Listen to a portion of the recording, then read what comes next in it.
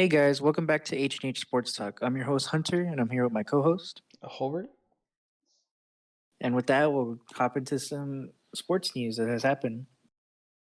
So first off, we're going to talk about some MLB news. And with that, the Rays have signed Jeffrey Springs to a 4-year extension. So this is a really good extension for the Rays as he's helped their team kind of improve over the years. And with that, we're going to move on to some boxing news. And so there's a lot of big fights coming up in boxing. And so one of them is David Benavidez and Caleb Plant is set for March 25th on a Showtime pay-per-view. So this is a highly anticipated fight for everyone, and kind of Canelo too is wants them to fight each other before he fights, Caleb Plant again or David Benavidez. And this is Caleb Plant's next fight after fighting Canelo, and he did lose that to late stoppage, but that was a good confidence booster because he knows he could hang long rounds with these, bigger, taller guys, stronger guys in the division. So it's a good fight to see. I think this one's going to be pretty interesting. I do like Caleb Plant a lot. I remember Right. watching the highlights after the Plant and Canelo fight. He looked really good actually. I think he can hang with some of those bigger fighters. I agree. Yeah. And speaking of Canelo, Canelo and Bivol, the two is not agreed as of yet because Bivol plans to fight John Ryder in May, sometime in May. We don't know yet. We're still kind of figuring out when, but we all know Canelo wants that rematch because he did come off the loss of Bivol, which was a really big upset in some people's eyes, but in some people's eyes, they're like, Bivol's too big for Canelo. So, and it's just kind of, interesting to see how people said, if someone was going to beat Canelo, it was going to be Bivol. So this is a good fight on paper. And so we'll just have to see when Bivol fights Ryder, if it's in May or if it's later, kind of figure that out. And then we can go back to Canelo and Bivol, possibly at the end of the year. Yeah, hopefully. So I know Canelo fights for some reason always in the middle of September. Right. And I don't know if that's enough time between fights for Bivol, but I think at least by the end of the year, I want this fight to happen. Especially because I know Canelo wants to, prove himself. He's like, oh, this is a fluke, basically. Mm-hmm. Right, right. And it's very rare to see Canelo lose too. He's been really dominant kind of everywhere he goes. And he's fought people in this weight division that are a lot bigger. And so we'll just have to see going forward. And finally, with our last boxing news, Anthony Joshua and Jermaine Franklin have agreed to a fight on April 1st. So Franklin is 21-1 with 14 knockouts, and he was kind of one of the top prospects here in the U.S. And now he's starting to fight those guys from the U.K. or overseas, and so he's just coming off a decision loss against Dillian White. So to get him a bigger fight and Anthony Joshua both coming off kind of those losses, we'll see who the better man is there on April 1st. Yeah, I think this fight's gonna be interesting because, like you said, he lost to White, and I know White's pretty good. Right. So it's gonna be interesting to see how he does against Anthony Joshua. See if he puts up a good fight or if he just gets smoked. Who knows? Right. It could go either way because, Joshua has his days now, or not his days, but his fights. And so we'll see which version of Joshua we'll get that night. Moving on to some UFC news. UFC 283 happened this past weekend, and it was Jeremiah Hill against Glover Teixeira in a light heavyweight title fight. And Hill ended up winning by decision, which was a really close fight. It was kind of back and forth, but some people said, it was more of a beatdown for Glover, taking the loss there. And so with that, after the fight, he ended up retiring. So he's had a really great career, and to see a legend kind of retires, you know, good to see that he went out kind of for the title. So It seems a little and sad that he lost his last fight, but it's probably a good time for him to go out. right, he was the older fighter as well, so you know, kind of like that fighter safety kind of plays in. It's like how many more fights could he do because he was older. So good to see him go out the way kind of in a title fight like he wanted. And in the co-main event, we had a Stevenson Figueiredo versus Brandon Moreno, and Moreno got the TKO win via doctor stoppage. And so Figueiredo's eye was swollen shut, and so with that, it called the doctor to call the fight basically. And that was a big loss for Figueiredo. These guys have fought. I want to say it's been 4 times already. This was the fourth time, so they're really familiar with each other. It's but at the end of the day, Brendan Moreno won, and he was the better man. So could Figueredo just not see? Like it was fully swollen shut. I didn't see this Right, fight. right. It was pretty much swollen shut. I mean, I think he even said he couldn't see. So when Yeah, the fighter says he can't see, that's the kind of the right decision to call it, because definitely. I think he just knew that he probably wasn't going to win, or I don't know the case, what it may be, but he just said he couldn't see, and so he didn't even fight the decision. Because he kind of knew. So good for Brendan Moreno, getting the belt back.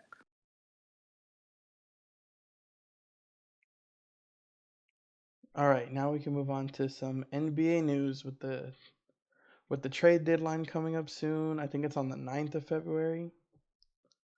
I Uh believe so. some big trade rumors are going on.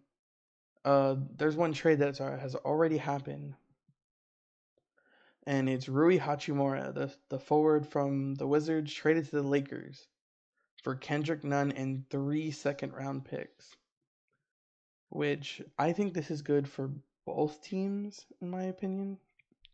I think Rui Hachimura adds some size and young talent to the Lakers. Maybe help them get up the floor faster. And Kendrick Nunn is kind of losing his playing time because of Russell Westbrook and Dennis Schroeder. So sending him to the Wizards, who could probably use another guard, is pretty good.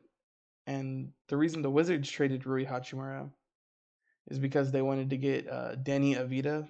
I think that's how you pronounce his name. Hmm. They wanted to get him some more playing time because he's been playing well. And I don't know if I might be wrong, but wasn't there like some contract dispute as well with him and the Wizards? Yeah, probably because I think he's at the end of his He's contract, and right. Yeah. Hmm. he wasn't going to be able to get paid, and he didn't even get much playing time in his rookie contract anyway, so no one really knows how much he is. I think he's averaging like 8 points this year. Right. It's not horrible. It's just he doesn't get enough playing time. Right. So it kind of just made sense for both sides at the end of the day. Yeah, add some young talent to the Lakers that they could probably end up keeping for the future, especially after LeBron retires. Which Jesus Christ, Right. probably in 5 years at this point. Hmm. But then it also gives the Wizards a guard that they probably needed, and then a bunch of second round picks that they could use to either trade or to pick, like actually pick in the second round. Right. I think it's good for both sides. I don't know how much Rui Hachimura helps them now. Like I don't think it's a win now kind of trade, which kind of sucks for LeBron. But maybe I'm wrong, and maybe he can start or come off the bench and score like 12 points a game. Hmm. But we'll see how that goes. Another person, surprisingly, is getting a lot of attention in trade rumors is Jakob Pertl of the Spurs. I know he's Right. he's getting attention from the Heat, from the Celtics, and I think there's another team. I cannot remember it off the top of my head. But the Spurs are asking for, I believe, at least one or two first round picks for him. which is kind of crazy. But like, if you're gonna trade one of your top players, even though he's like Spurs aren't that good, you do Hmm. want to get first round picks out of it. Right. This kind of just makes sense for the Spurs. Just kind of seeing how their season's going. You see that they kind of want to build something with their younger players and their draft picks. So it kind of makes sense. Yeah, it kind of makes sense to first of all get rid of his contract, which is not big, but it's like not Hmm. small either. Right. Right. And he is 27, so that doesn't really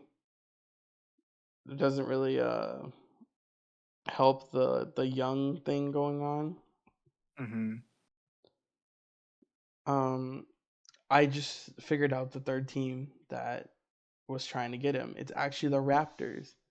You know, the team Right. that traded That's him right. to us in the first place. See, So and go ahead, go ahead. sorry. So, if they trade him, I feel like they'll still miss that key big man, I guess, per se, because who's left at center instead of him? Zach Collins and Charles Bassey from Western Kentucky. Okay. But also, if we're gonna do that, we might as well. If it's gonna be to the Raptors, we can get Precious Achua, which wouldn't be bad. But I do want to keep Jakob. I think he's solid. I think he's a good person to play in the post. He's good passing.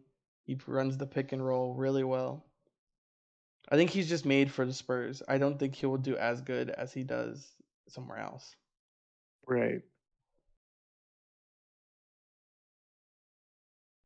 Um, you have anything else to say about Jakob?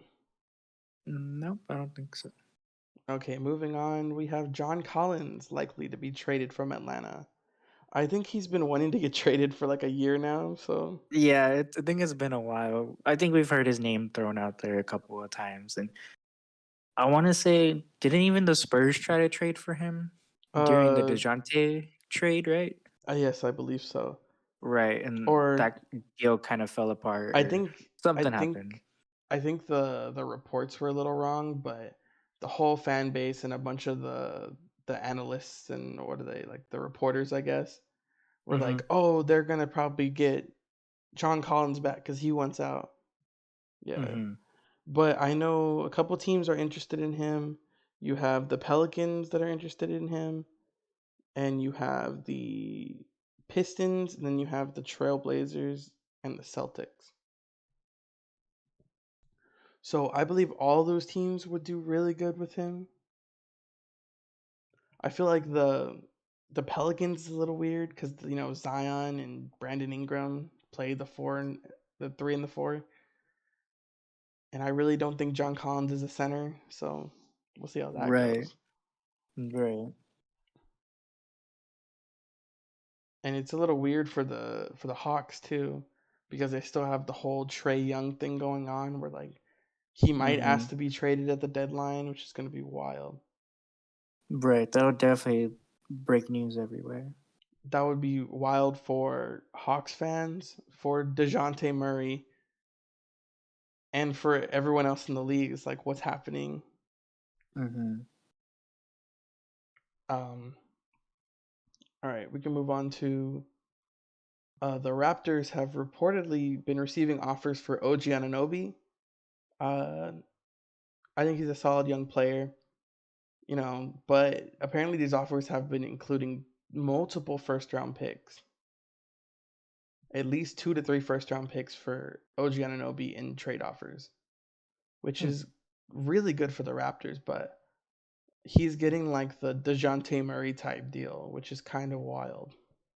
Right. It would be a good trade for whoever gets OG Anunoby, I think, especially if it's like a team that's contending, like the Trailblazers, like a team that could just needs one more piece Hmm. and it could be up there. I think this would be a good trade, but I don't know about the 2 to 3 first round pick thing. That's great for the Raptors.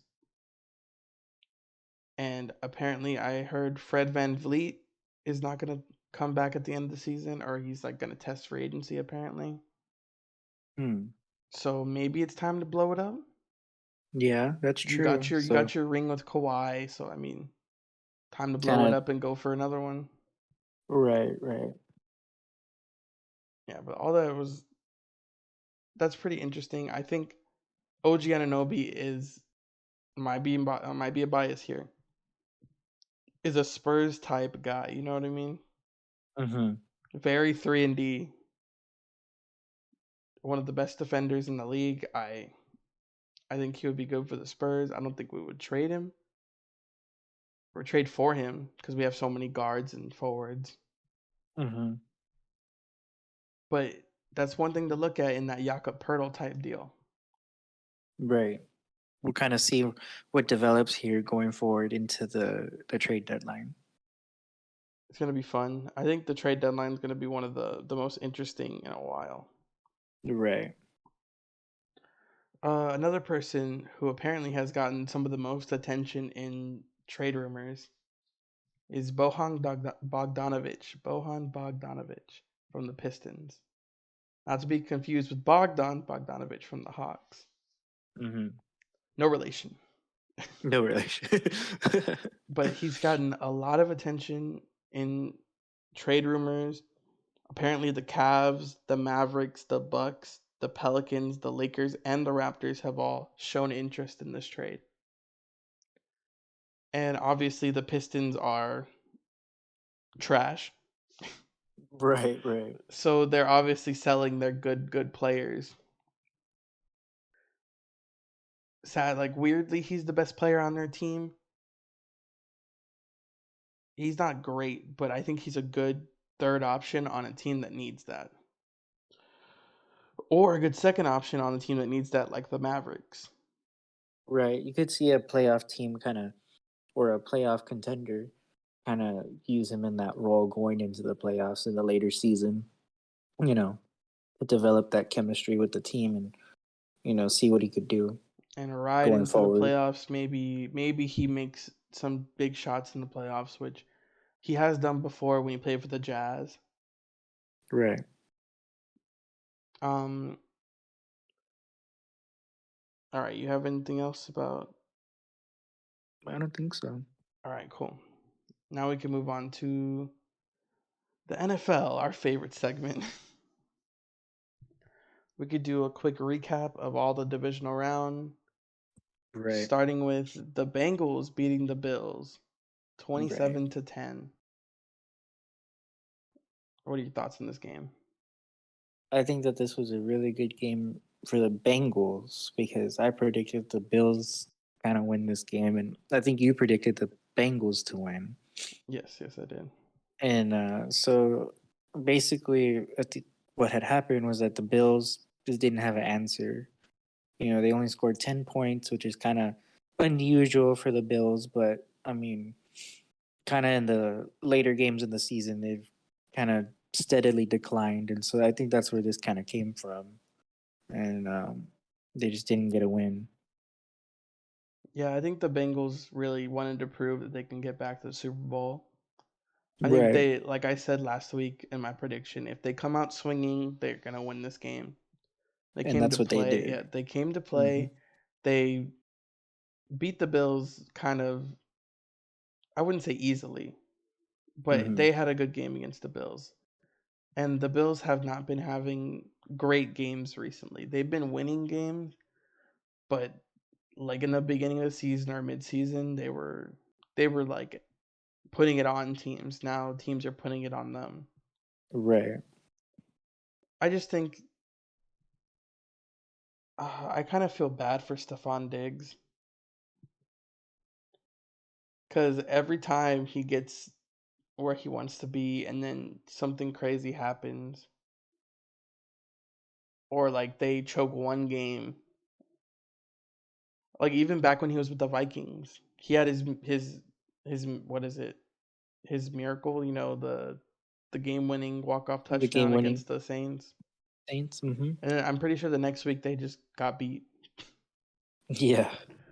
So he just is really unlucky in the playoffs, and I think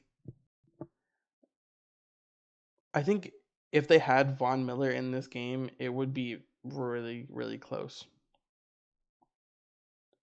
But Von Miller having his injury and not being ready to play in this game made it It kind of showed. made it hard for the defense to get some pressure, which is Hmm. weird because I think Joe Burrow is like one of the most sacked quarterbacks in the last 2 years.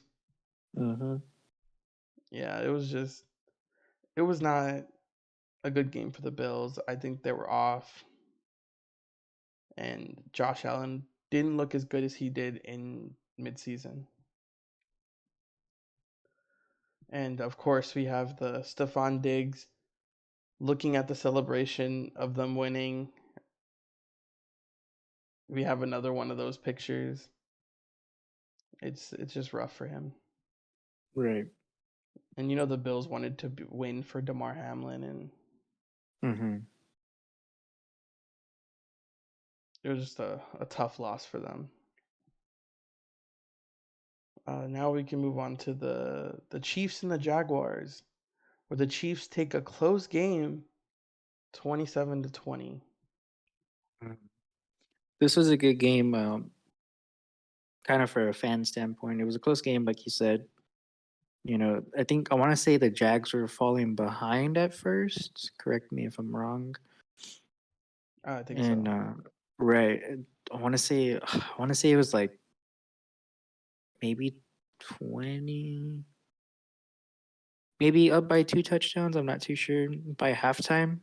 I think that's where it was at, and the Jags were losing. But whatever the case may be, I thought that the Jags would have won because I said that they were the scariest team in the playoffs, and they almost made a comeback in this game, and that shows that they can be a team that puts up points against a big team like the Chiefs.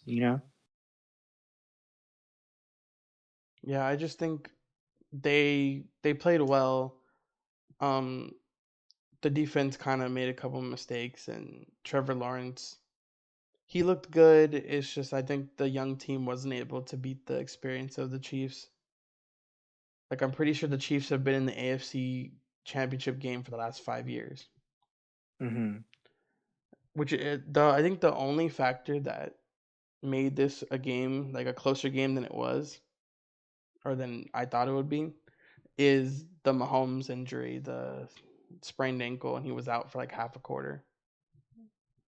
Right. I think he played the whole second half on basically one leg. That's Iron Man football right there. Like Yeah, that just shows that he feels comfortable in the playoffs, and he's like, you know what, I'm gonna finish the job at the end of the day, and that's basically what happened. You know, I feel like a lot of people kind of doubt Pat Mahomes, but at the end of the day, he's a really good football player or a really good quarterback. So this game kind of just shows that he has that heart and the grit to win a game like this. it gives me the feeling of Matt Stafford when he played for the Lions and he had that broken collarbone, then throws for the game-winning touchdown. That's the vibes it gives me. Hmm. He's like, I'm hurt, but I'm gonna lead this team to victory. And next week I'm gonna win. Is basically what he's saying. Right. This was just a really good like close game, really entertaining. Two really good offenses towards the back half of the season. Two semi okay defenses. So just to see like a good close football game here was really good, and I love to see the Jaguars back next year. Hmm. So would I, and I think everybody else would too, because they've had those years, kind of like the Lions, just coming up short or just not being the very best team at all in the NFL. And now look at where they're at. Yeah, really really good team for the future. All right, we can move on to the Eagles. The Eagles beat the Giants 38-7. It was not close. The Eagles just dominated this game. It kind of felt like bullying, honestly. Yeah, and the Daniel Jones, the Saquon Barkley, and everybody else just didn't show up, and that's sad to see because well, I wouldn't say last week, but the game before that, it was like they looked unstoppable. And they played some of their best games all season in that last game. And then now they come to the playoffs and play a team in their division that they've kind of, almost beat or whatever case may be. And they just didn't show up, you know. 38-7, that's just kind of embarrassing for the Giants. And they have really good star players. It's just, nobody could have an answer for the Eagles. And I think going forward, that's kind of going to be the case for the Eagles. Everybody's going to have a tough game with the Eagles. Yeah, Daniel Jones had 135 yards, was 15 of 27 passing, and one interception, no touchdowns. Mm-hmm. And Saquon had 9 carries for 61 yards. That's not how you win football games. Right. Because if you look at the Eagles, they had Kenneth Gainwell with 12 carries, 112 yards, and a touchdown. Then you have Miles Sanders with 17 carries and 90 yards. So put them together, that's 200 yards by your running back. Mm-hmm. And then Jalen Hurts went 16 of 24 for 154 yards and 2 touchdowns, plus a rushing touchdown. So they're looking they're looking like back to midseason form. The way they were just beating every team when they were undefeated and they were Jalen Hurts MVP front runner. Mm-hmm. I still think Jalen Hurts is the MVP, but he got Right. injured, so it's probably going to be Pat Mahomes. That's taking nothing away from Patrick Mahomes. Just putting that out there. Mm-hmm. uh, what else do you have to say about the Eagles Giants? Nothing else. All right, here comes the tough one for you, buddy. Don't worry, I'll go Right. first. The 49ers end up beating the Cowboys 19-12. So this game, I'm going to be honest, I watched this game fully, like all the way through. It's really boring. I'm pretty sure it was like 6-6 at halftime or something like that, or 9-9. You're right. Something like that. Kind of all field goals at that point. It was a Or yeah, not even field goals. I think it was just it was a missed kick and then, field goals, I think, for the 49ers. yeah, the 49ers had 2 field goals, and the Cowboys scored a touchdown, and then Touchdown. the Mm-hmm. extra point got blocked, but it was gonna miss Blocked. anyways. It was going super wide left. Right. But I think this was a very, very good defensive game for both teams. Right. Both defenses did really good during this game. I think the Cowboys defense actually surprised me this game. They came out playing really well against this 49ers offense that has been rolling pretty well with Brock Purdy. I think if only Dak Prescott didn't make some of the mistakes that he made, y'all could have won this game. I think the Cowboys had their chance to be in the NFC Championship for the first Mm-hmm. time in like 20 years. Right. And the overpaid quarterback blew it. He choked it. I think he threw 2 interceptions, Mm-hmm. and he just did not look. He had some good throws. There were good drives that they had, but when they needed him the most, they couldn't do it. And then the last play of the game was probably worse than that. You remember that punt, that fake punt that the Colts did back in the Mm-hmm. day, like a couple Yeah. years ago? It Mm-hmm. looked worse than that. You had Ezekiel Elliott snapping the ball, Yeah, I wasn't too and sure what they were doing with you that. throw straight to Turpin. Turpin gets rocked. Like he had no chance to lateral this thing. Your linemen are not even getting in front of him to block. They're set out like wide receivers. And for some reason, I guess they didn't expect the fucking linebacker to run over Zeke. And you couldn't throw it to Zeke either because he was snapping the ball, so that means he's ineligible. So you have to wait to lateral it to him. At that point, you should have just had the center snap the ball and put Zeke out there and throw the little screen to Zeke. It's like if you're gonna throw something short, I don't know. I think the last 2 years for the Cowboys have been ended on stupid play calls. Yeah, It has it's it like was it against the 49ers twice? yeah. Oh my And god. see, but last year they had the problem of the time management thing. Yeah. And it was like that was the whole topic of last year. And this year they cleaned it up pretty much. It's just that I don't know if it was the chemistry or what, but like just things weren't going right. Honestly, things Also, weren't going y'all right. got screwed by Dalton Schultz not getting a foot down. Yeah, that too. It But was probably one of the easiest like sideline that's catches just I've seen. yeah, that's just textbook. You got to put your foot down, and he just didn't do it. And there's a lot you could go on and on and on, but it's just that'd be a whole episode on itself. Yeah, we're not trying But to go off on them that much. right, right. But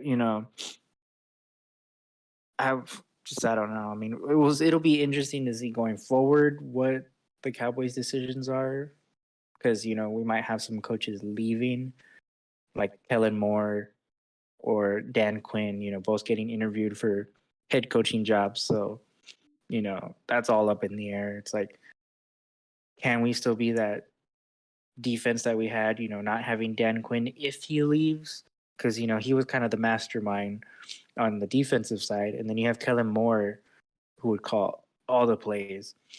I mean, obviously, I'm sure Mike McCarthy called some plays or had some decision in it, but for the most part, Kellen Moore, he was that guy that was with Dak side by side for how many years is it going now? It's been quite a few, I think, since Dak's career. Am I right? I was like probably 5 or 6 at least.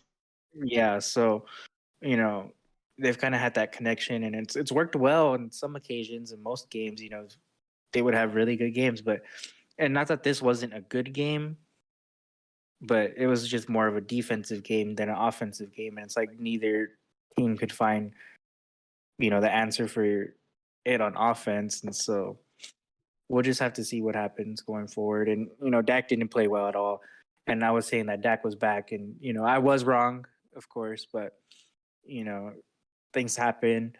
You have a bad day, and he said it himself. I mean, whenever Brett Maher was missing those kicks, he went over to Dak went over to Brett Maher and was like, "Hey, man, it's okay. We have bad games, and look at me. I was doing awesome one week, and then the last week played the Commanders was terrible."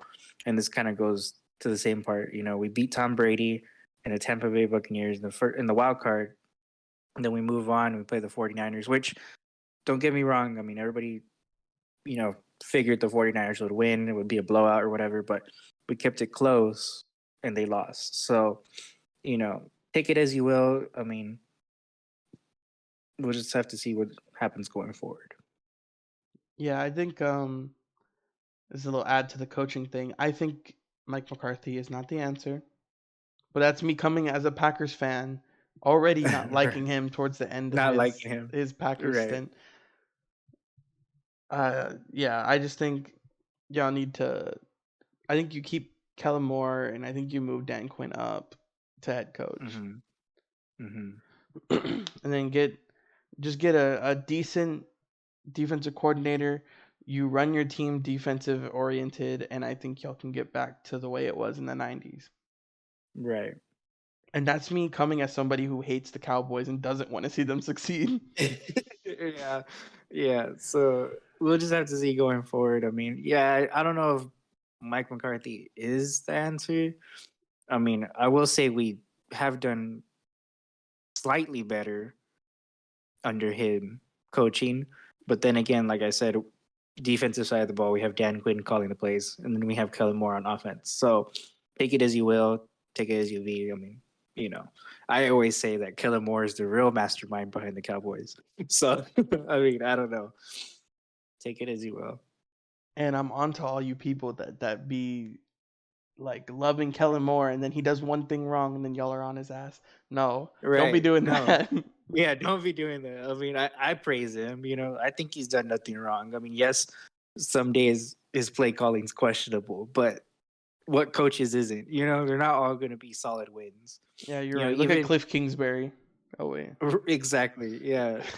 Everybody was praising him, great things, and then look what's happened. So, yeah. All right, now we can move on to our predictions for the conference championship games. Uh, we'll we'll go right back into the 49ers versus the Eagles. It's going to be Uh, a tough game, I think, for both teams. I think these are the two most overall good teams, offensively and defensively. The most like well all around Yeah. teams. Hmm. Here's what I think. I believe that the 49ers will win this game probably by a touchdown. But I think the game changer, the X factor in this game is going to be Fred Warner, middle linebacker for the 49ers, Hmm. probably one of the best linebackers in the league. I think he might be the perfect spy for Jalen Hurts. If he could stay disciplined and hold his spy and just kind of shadow Jalen Hurts from getting out of the pocket, I think they could take this game because then that takes away a whole section of the Eagles' offense. Right. I I think the Eagles will have to start doing the pass it downfield type thing, and I think the 49ers secondary is good enough to hold them. Not like to hold them from the end zone like overall, but just hold them enough to let the offense cook, you know what I mean? Hmm. I think the only thing that the Eagles will need to do is to get pressure on Brock Purdy. They need to Right. they need to have some type of blitz packages that confuse the 49ers and get Brock Purdy off of his game because he's been in a rhythm. And if you get him out of his rhythm as a young guy, first year of the league in the playoffs, I think that's the only way the Eagles win. But I think my prediction is the 49ers come out with the win. I think I would have to agree with you just because like we were saying, I mean, they're both well rounded, but I think the 49ers have the slight edge just because they have a lot more weapons. I mean, yes, the Eagles have weapons on offense and on defense, but I think the 49ers with Debo, Ayuk, and McCaffrey, I think it's just going to be too much for the Eagles. And so I think the Eagles are going to kind of struggle. And with that, I think that the 49ers are going to win. I think this is going to be probably one of the better playoff games that we've seen in a while. Right. And I think for the 49ers offense, the X factor, as it's been the last couple games, is going to be George Kittle. Mm-hmm. Kittle's going to have to be open because he's probably going to have a linebacker on him because the safeties are going to be spying on McCaffrey if they put him in the slot or you know what I mean. Just there's Mm-hmm. so many weapons on an offense. You have to have a linebacker that's going to be covering. It's either that or you get another corner and take away a linebacker, then you start running the ball with Christian McCaffrey, who kind of started to gain his rhythm at the end of the Cowboys game. So, and if Brock Purdy can take them to the Super Bowl, it's gonna look a little rough for Trey Lance next year to get that starting spot. I agree. I already think Garoppolo's out. They're gonna trade him most likely. Yeah, that's Trade him kind to of like the been. Saints or something, who's used to like a pocket quarterback. Mm-hmm. Because I'm pretty sure that's the reason the Saints were playing Andy Dalton over James Winston. But yeah, I just think their quarterback situation is going to be interesting next year. All right, perfect. We'll move on to the Bengals versus the Chiefs. This game, I think, is going to be interesting because of the Patrick Mahomes ankle. I did see a video of him at practice today, and he was he was jogging on the field. He was like in his helmet and everything. He wasn't like off to the side. So I think that's a good sign for the Chiefs. I think the fact that he was even jogging on the field, he didn't look like he was limping. I think that gives them a good chance to go and win this game with their star quarterback. Right. But my actual prediction, is the Bengals win this game, and the Bengals prove that they should have won the Super Bowl last year. I think they come out swinging against a not too good Chiefs defense. I think you see a lot of Jamar Chase and T Higgins. I think Joe Mixon will get maybe a touchdown, but I think they're gonna be running the pass a lot. I just think they're gonna tear apart the Chiefs defense, and I think the Bengals defense is good enough to stop the Chiefs a couple, like get a couple big stops at the end of a game to win. I would have to agree with you. I believe that the Bengals will win against the Chiefs. And I think it's going to be the similar story of the Bengals just coming out swinging. They want to prove that they can be that dark team, even if they're having a season that was kind of iffy in the beginning, but, they kind of, you know, sat back, and just looked at their situation and were like, okay, fix this, fix that, do this, do that. And like you said, I think that the Bengals will probably the Bengals defense will probably be able to stop the Chiefs offense, and then it'll be proven too much, and the Bengals will win. I think this is gonna be a good offensive game. I think it's gonna be kind of high scoring. These are gonna be two fun games to watch on Sunday. Right, And I think these were probably four of the top five teams in the league. right. I think the Bills were better than the Bengals. They just had rough games at the end of the season. We move on to the Mean Green news. So, the Mean Green basketball team dropped a game versus Rice, 72-60. This is a game where Tyler Perry scored 18 points, and Edie helps with a season high 13 points. Yeah, this game was at home. I was in the arena. We looked like we were sloppy. We were like, oh, we're just gonna beat this team, and then we get slapped in the mouth. And I think we needed a game like this, sadly, because we've been playing kind of, I don't know how to say, kind of slow. Like, of course, we're a slow Right. offense, but we've been playing like we're gonna beat the team no matter what.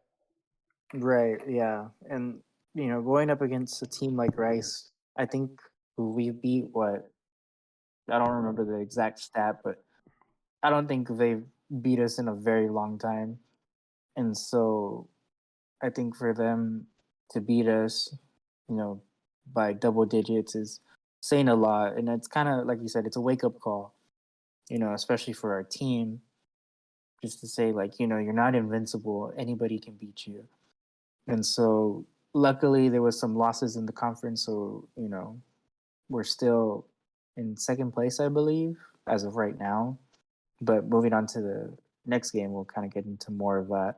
But it's just a wake up call. And with that, moving on to the next Mean Green basketball game, the Mean Green bounced back versus UAB. However, they were without Jelly Walker and came up with a huge conference win, 63-52, led by Kai Hunsberry with 19 and Abu Usman with 13. And we held UAB to 10% from 3 point. Uh, so they've only made one of 10 shots, further proving to ourselves that we are a top 5 defense in the country right now. This game was huge. Like, they didn't have their leading scorer. I think Jelly Walker is like the second leading scorer in the country with like 23 points per game. Hmm. But UAB is a high scoring offense just in general. Right. So to take this win at UAB, big confidence booster. We came out like we wanted to play. Kai Huntsberry was shooting with confidence, making threes. Abu was had a paint battle with their center. I forget his name. He's been there for a while. Let Hmm. me find it real quick. It is Jemison. I remember that now. Yeah. Jemison. I'm pretty sure he transferred there from like Clemson or something like that. From like a bigger school. But it just overall really good game. Kept their shooting percentage really low, proving how good of a defense we are against a high powered offense. Hmm. Super, super confidence boosting. And we also shot 47% from three, which is really good for us. We made eight threes, 8 of 17. Kai Huntsberry made three, and Tyler Perry made two. Tyler Perry only had 10 points, but it was made up for from Kai Huntsberry and Abu Usman. Right. So, with that, moving on to some Mean Green football news. Coach Morris gets Alito's offensive tackle Isaac Sean, I believe it, or Schoen. Or I believe that's how you Sown, say it. Schoen, something I like believe. that. Yeah, something like that. And we also get North Shore's defensive back Evan Jackson, as well as a corner in the name of Brian Nelson II. So these are really big pickups from really good playoff caliber, championship high school caliber teams. And so it's awesome to see that we're getting local guys because, like we explained in the past podcast, there's, kind of some talk about UNT not getting local guys. And so now we're getting a lot more local guys. So this is just great to see for our football team. And it kind of fills holes in our gaps from players that have left or, whatever the case may be, transferred, left, graduated. Yeah, I think getting an offensive lineman, a young one from Alito, and for people who don't know Alito High School, they're a top tier team in Texas. They're like a really good football team in Texas. So to be able to get an offensive tackle from there is really good. To get a defensive back from North Shore. North Shore is one of the top teams in the country. And then it might fill our gaps that was left by Deshaun Gaddy leaving, or maybe he takes the safety spot. Same with Brian Nelson second. I think him coming in would help us have someone on the other side of our defense besides Rich Tejada. Right. And with our last Mean Green football news, we add a transfer from Baylor, and he happens to be a kicker named Noah Rauschenberg. I believe that's how you say his last Yes, name. Noah Rauschenberg. And this is a good pickup. At Baylor, he was known for doing the kickoffs, and I want to say he took maybe two attempts out of the whole time he was there at Baylor for field goals, and I want to say they were unsuccessful. I'm not too sure, but I think that's what I had saw before we had got into the podcast. But this is a good pickup in that Ethan Mooney has graduated, and so he was in our heads, unbiased, one of the best kickers in the country, really good stats, and so we kind of had that talk like who's going to take over for Mooney, and this might be the guy. I mean, we don't know. He's been at Baylor for a while. I think it was like 4 years. They said three Yeah, years, 3 or 4 years. and so we can see what he does with the remaining time we have left with him. The good sign is that to be on Baylor's team, you have to be good enough. Right, right. So he's probably a good kicker. I think they just had another kicker in front of him, but I think it's gonna be a good replacement for Ethan Mooney. We love Ethan Mooney. He's one of the best like kickers in the country in the last year, and we Right. hope he gets drafted, or if not, signs to a team at least. Mm-hmm. All right, guys. If you like the podcast, like, comment, subscribe. Let us know what you think. We're gonna put our TikTok link in the description. And if you want to hear us talk about anything specific, go ahead and comment.